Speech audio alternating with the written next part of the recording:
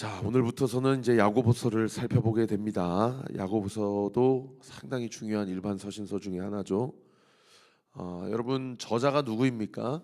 네, 야고보입니다. 야고보가 당시 예루살렘 교회 교인들과 흩어져 있는 디아스포라 유대인들에 대해서, 특별히 유대인이지만 예수님을 영접한 자들, 오늘날로는 메시아닉주라고 하더라고요.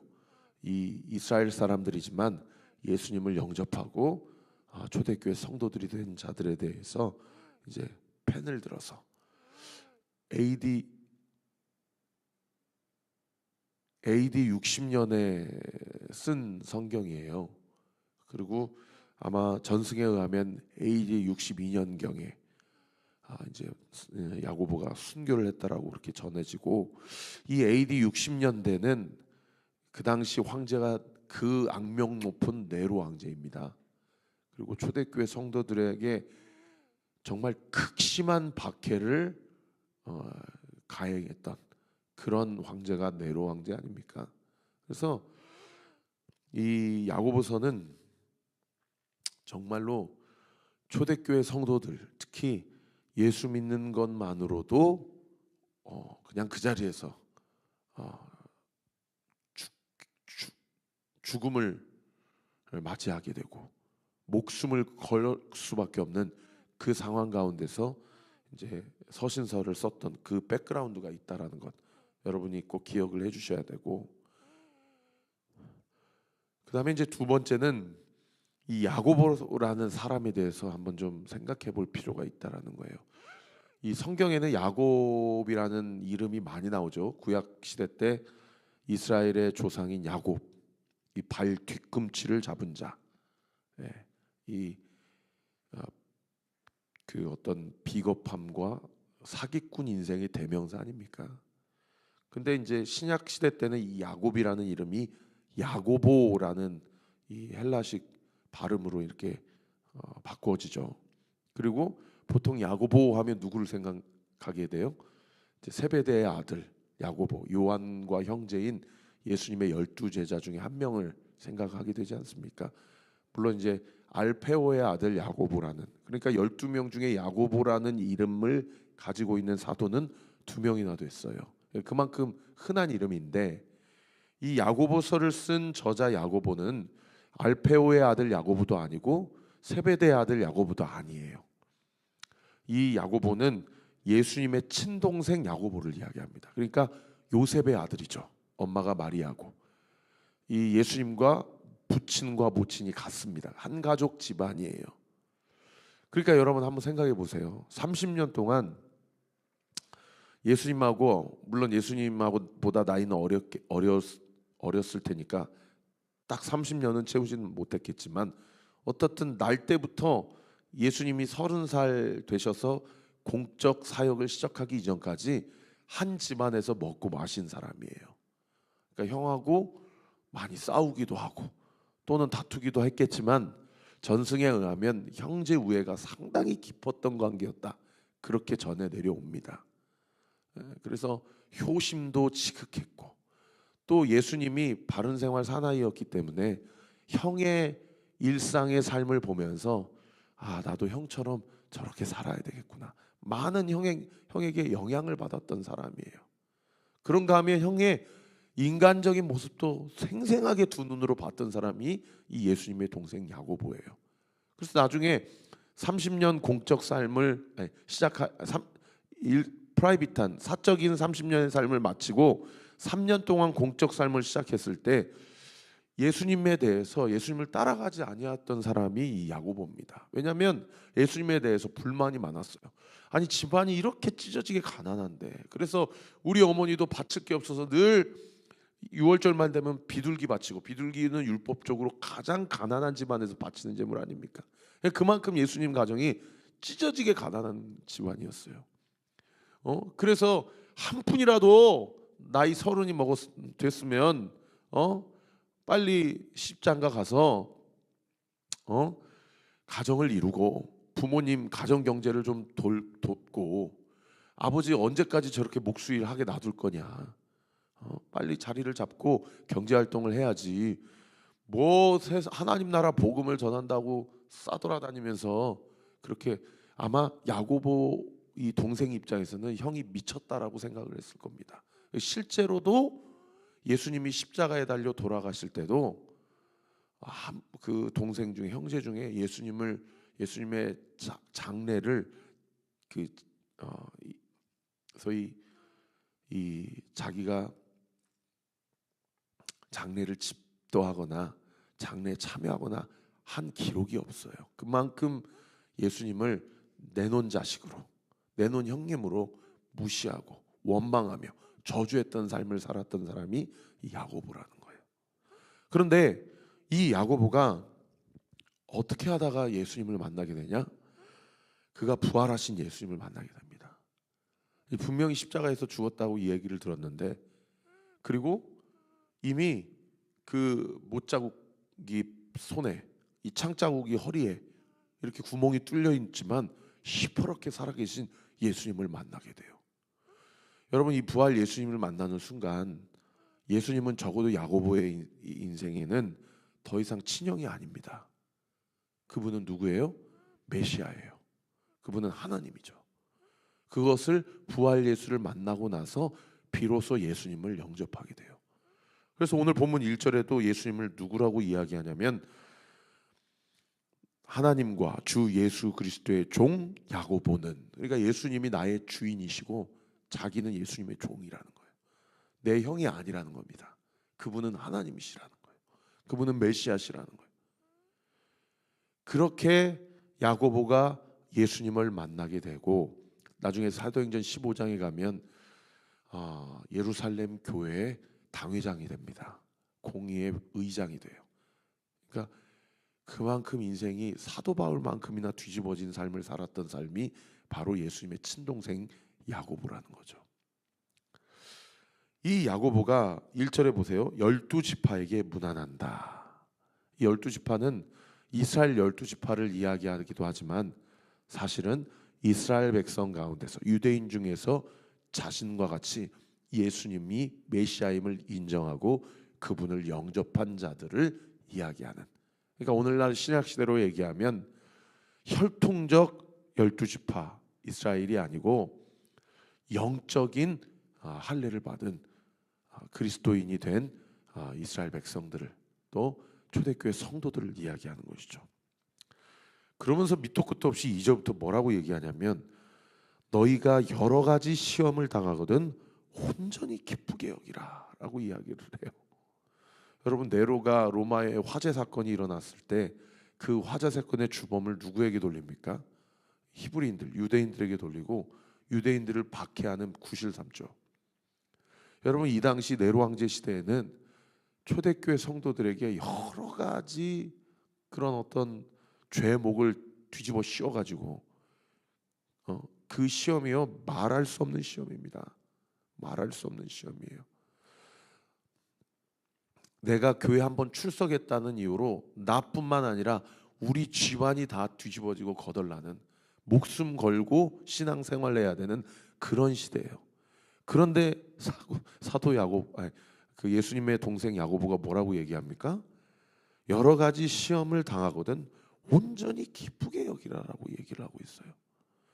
여러분, 이게 천국 소망이 없는 사람에게는 이게 도무지 이해하기도 불가능하고 권면하기도 불가능한 그런 권면이죠.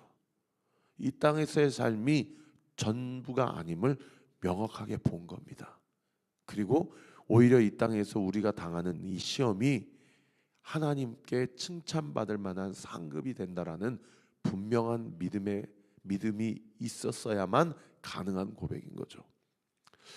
오늘날 나에게 이 말씀을 한번 적용해 봅시다. 지금 나에게 주어진 시험이 무엇인가? 어떤 성도님들에게는 육체적 시험일 수 있고요. 어떤 성도님들에게는 물질적 시험일 수도 있고요. 어떤 성도님들에게는 관계적인 시험이 찾아왔을 수 있어요.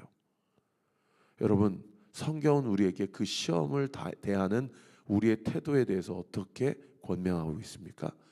온전히 기쁘게 여기라는 거예요. 여러분, 온전히 기쁘게 여기기 위해서 무엇이 필요하냐?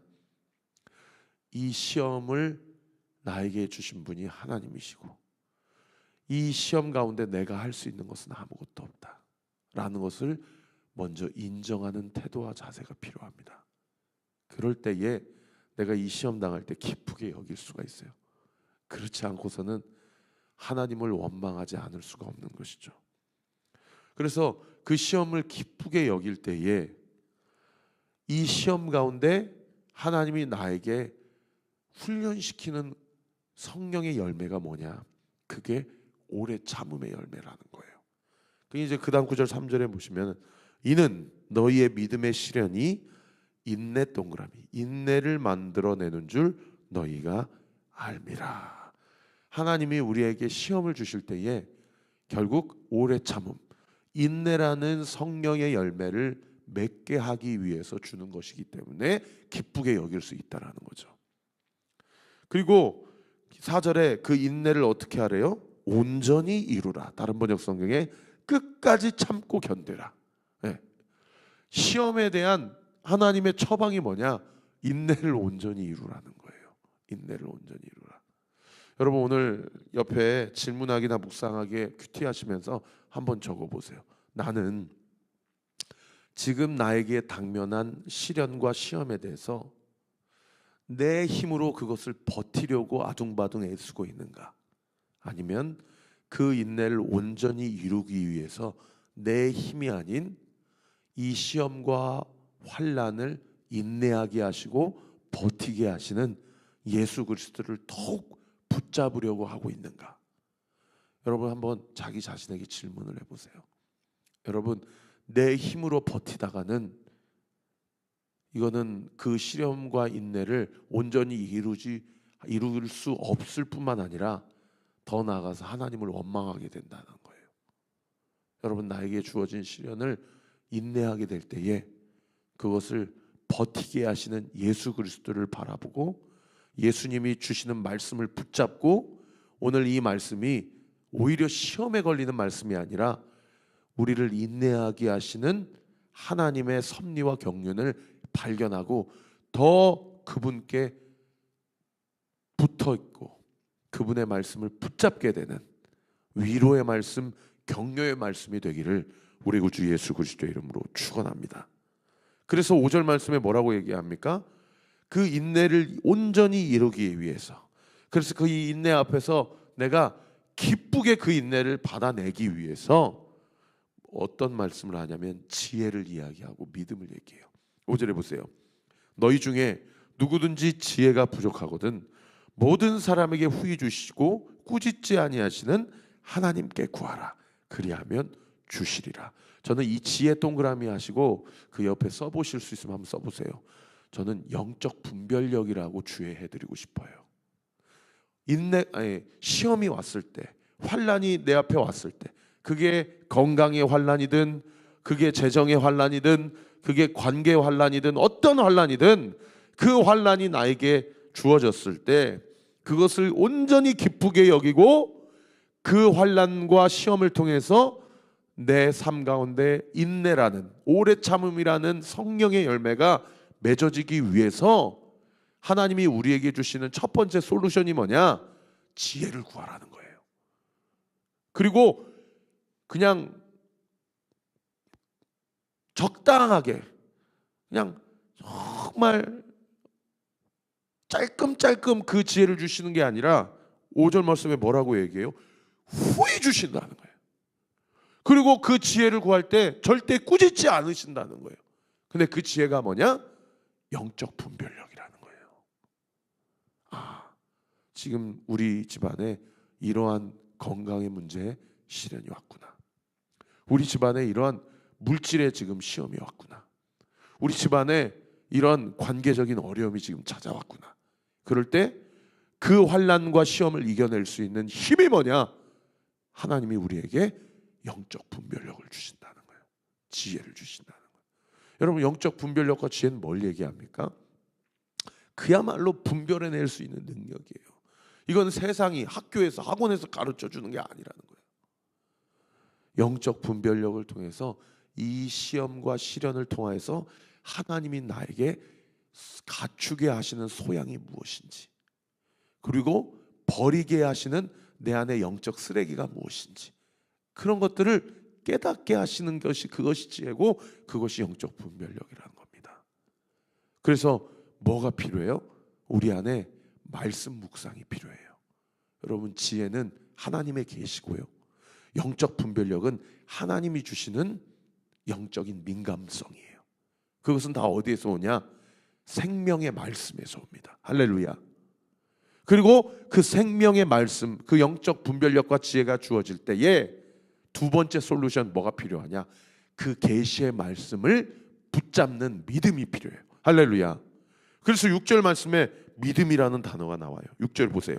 오직 믿음으로 구하고 조금도 의심하지 말라.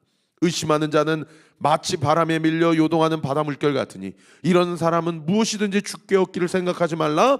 두 마음을 품어 모든 일에 정함이 없는 자로다. 여러분, 영적 분별력, 지혜, 계시 말씀이 우리의 말씀 가운데 들려요. 그때 들리는 것으로 그게 전부가 아니라는 거예요. 그 들린 말씀이 내 삶 가운데 치환되어지고 적용되어지는 믿음이 필요하다는 믿음.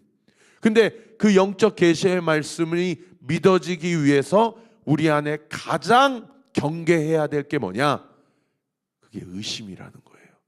의심. 여러분, 시험과 환난을 이게 참 입에 담기가 어려운 그런 극심한 고통인데 경험해 보지 않은 사람은 모르거든요. 경험해 보지 않은 사람은 몰라요. 그런데 그런 것들이 우리의 삶 가운데 들어오게 될 때 우리 안에 어떤 의심이 나냐? 하나님 살아계시나? 아니, 하나님 살아계신다고 손치더라도 지금 내가 이런 고통을 당하고 있는 걸 알기나 하시나? 도대체 하나님은 뭐 하고 계시지? 그런 의심이 몰려온다는 거예요. 그 의심을 이 야고보가 뭐라고 얘기해요? 두 마음을 품어 모든 일에 정함이 없다. 여러분, 야고보가 어떻게 순교했는지 아세요? 이 사도행전 12장에 나오는 야고보의 순교는 사도 야고보의 헤롯에게 칼에 맞아 죽은 그 야고보는 다른 야고보예요. 이 오늘 본문을 쓴 이 야고보는요, 성전 꼭대기에서 바리새인과 종교 지도자들이 밀어버렸어요. 전승에 의하면. 그게 무슨 얘기예요? 예수님이 성전 꼭대기에서 사탄 마귀에게 시험을 당했잖아요. 그러니까 너도 여기서 밀면 네가 믿는 예수가 구해줄 거야. 시편 기자가 두 발이 땅에 닿지 않도록 천사를 통해서 너를 구해줄 거야 라고 해서 밀어버렸어요. 그리고 성전 꼭대기에서 떨어져가지고 거기에서 그 자리에서 돌로 쳐서 그렇게 전승에 오면 순교당했다고 그래요. 여러분, 야고보가 그렇게 순교를 당하기 직전까지도요, 뭐라고 얘기해요? 두 마음을 품어 정함이 없는 자로서의 삶을 살지 말라라는 얘기예요. 그렇게까지 하면서도 내가 예수가 메시아요, 그분이 나의 퀴리오스요, 나는 그분의 종이다, 나에게 주어진 이 시험과 환난을 내가 온전히 기쁘게 여기고 오래 참음과 인내로 과연 이 시련을 이겨낼 수 있겠는가? 야고보는 무슨 신입니까? 그런 하나님에 대한 불평, 원망, 그런 삶의 고난과 고통 앞에서의 그 영적 회수천이 없었겠어요? 그런 삶을 살면서도 죽기까지 자신의 주인이신 예수님을 부인하지 않고 그렇게 하나님 앞에 부르심을 받았다라는 거예요. 그러고 나서 9절부터 11절까지는요, 낮은 형제와 부한 자에 대해서 이야기합니다. 9절에 보세요. 낮은 형제는 자기의 높음을 자랑이라. 이 낮은 형제는 누굴 얘기해요? 교회 안에 가난한 성도들, 비천한 성도들, 연약한 성도들을 이야기합니다. 그런 연약한 성도들은 어떻게 하래요? 자기의 높음을 자랑하래요. 무슨 얘기예요? 하나님이 그 연약한 성도들을 높여주실 하나님의 상급과 주의 영광을 바라보라는 얘기예요. 그리고 반대로 10절에 부한 자는, 이 부한 자는 누구를 얘기해요? 교회 안에서 힘 있는 성도들 또는 재산이 많고 부자인 성도들을 이야기해요. 그런 성도들은 뭐를 자랑하래요? 자기를 낮추시는 자기의 낮아짐을 자랑하라. 자기가 돈 많고 자기가 힘 있고 자기가 빽 있는 걸 자랑하라는 게 아니라 하나님이 자기를 낮추신 일을 간증하라는 얘기예요. 이는 그가 풀의 꽃과 같이 지나갑니다. 인간이 가지고 있는 모든 영광은 결코 영원할 수 없다라는 거죠. 마지막 11절, 해가 돋고 뜨거운 바람이 불면, 해가 돋는다는 얘기는 무슨 얘기입니까? 예수님의 재림의 영광이 나타날 때를 얘기하고요. 뜨거운 바람이 분다는 얘기는 무슨 얘기입니까? 하나님의 심판이 시행될 것이라는 얘기예요. 그런 날이 오면 꽃이 떨어져 그 모양의 아름다움이 없어지나니 부한 자도 그 행한 일에 이와 같이 쇠잔하리라. 마지막 때가 오면 몸이 건강한 자, 돈이 많은 자, 세상의 권력과 명예를 가진 자, 이 모든 것들이 해가 뜨고 뜨거운 바람이 불면 다 그 앞에서 아름다운 꽃잎이 떨어지는 것 마냥 다 쇠잔하게 될 거니, 그 재림의 날, 심판의 날을 기다리며 지금 나에게 주어진 지금의 육체적 고통, 물질적 고통, 관계적인 신음, 이런 것들을 주님이 나에게 주시는 인내를 통한, 또는 영적 분별력과 믿음을 통한 내 하나님과의 관계를 더 깊이 있게 하는 하나님의 변장된 축복이니, 너희는 이 땅의 것을 사모하지 말고 지금 당면한 그 고난과 고통을 의연하게 잘 이겨내라라고 주께서 말씀하신다라는 겁니다. 기도하겠습니다. 아버지 하나님, 감사합니다.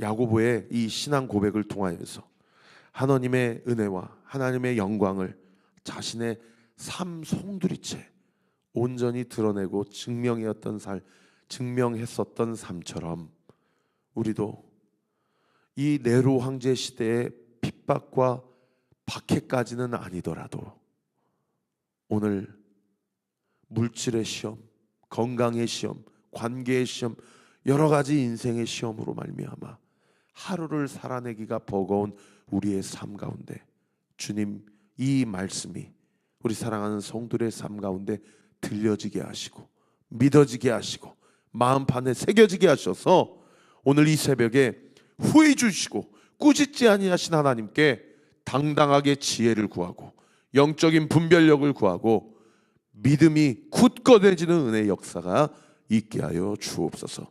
이 시간 예수의 이름으로 명하노니 우리 사랑하는 성도들에게 영적인 분별력이 부어지게 될지어다. 지혜가 부어지게 될지어다. 연약해진 믿음은 굳건하게 되게 될지어다. 믿고 감사드리며 살아계신 예수 그리스도의 이름으로 기도하옵나이다. 아멘. 지금은 우리 구주 예수 그리스도의 은혜와 하나님의 사랑과 성령 하나님의 위로교통 충만하심이 여러 가지 시험을 당하거든 온전히 기쁘게 여기고 지혜가 부족한 것을 깨닫고 꾸짖지 아니하시고 후히 주시는 우리 하나님께 당당하게 지혜를 구하여 지금 나에게 주어진 환난과 고난을 의연하게 이겨내기로 결단하는 우리 사랑하는 온리교회 모든 성도들 머리머리 위에, 우리 교회를 위해 기도해 주시는 모든 기도의 동역자들 위에 지금으로부터 영원토록 함께 하시기를 간절히 축원하옵나이다. 아멘.